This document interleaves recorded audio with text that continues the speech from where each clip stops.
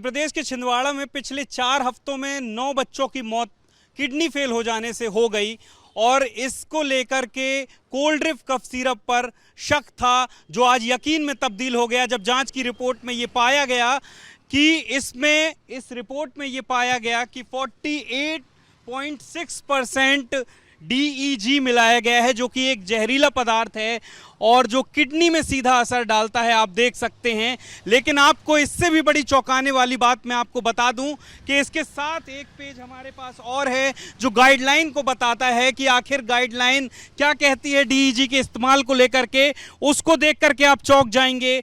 DEG का इस्तेमाल सिर्फ 0.1% किया जा सकता है। इसका मतलब ये है कि जो परमिसिबल लिमिट है उससे 450 गुने से भी ज़्यादा, 480 गुने के लगभग इसमें ये जहरीला पदार्थ DEG मिलाया गया, जिसकी वजह से बच्चों की किडनियां खराब हुई और उनकी मौत हो गई। और अब इसके साथ कई सवाल उठ कर के खड़े हो गए हैं। सवाल ये भी उठ रहा है कि जब ये कफ सिरप संदेह के घेरे में था तो क्यों नहीं पहले ही प्रिकॉशनरी पूरे प्रदेश भर में इसे बैन कर दिया गया। सवाल ये भी उठ रहा है कि आखिर कौन जिम्मेदार है कि इतना जहरीला कफ सिरप खुलेआम बिक रहा था।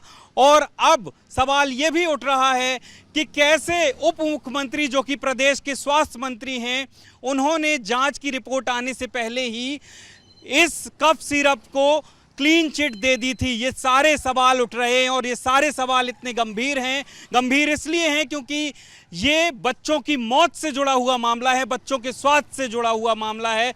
और ABP न्यूज़ के पास ये एक्सक्लूसिव रिपोर्ट है जिसमें ये लिखा हुआ है कि 48.6% इसमें DEG मिला हुआ था, जबकि गाइडलाइन ये कहती है कि 0.1% ही DEG मिलाया जा सकता है कफ सिरप में।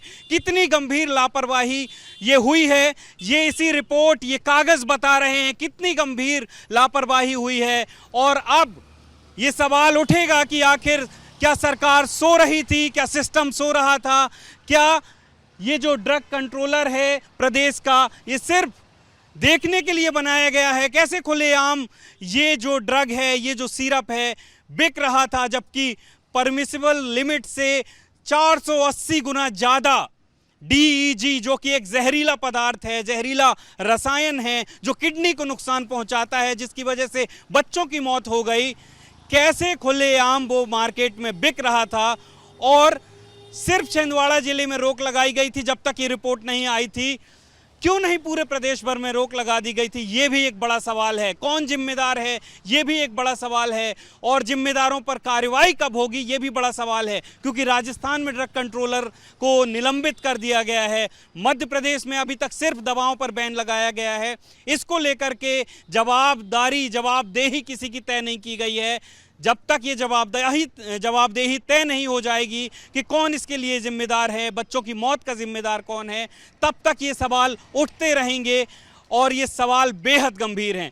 कैमरा पर्सन होमेंद्र देशमुख के साथ अंबुज पांडे, ABP न्यूज़ भोपाल।